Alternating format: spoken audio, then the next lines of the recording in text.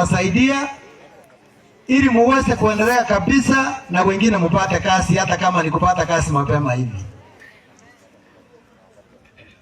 Being one of the church elders, kitu nitawaambia ni kwamba kuwa waaminifu. Yaani muwe waaminifu, mahali popote pale utapata kidogo. Shukuru Mungu. Na mukae mkijua ya kwamba kila kitu Mungu ndiye anafanya nini?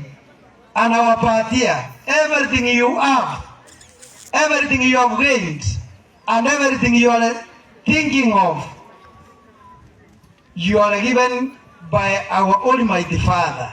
So all the time, muendelee kuomba na sisi wenyewe tutawaombea muwe mkifanikiwa mahali popote pale mtaenda.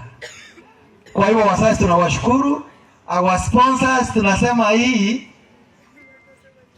ni chama ambalo limekuwa ngeni sana kwa wengi wetu, wale ambao ni wakati wa Kisii, na tunawaomba mkiendelea kupata vile coordinator wote wamesema ya kwamba hii kosi iko hata kwa secondary school yetu.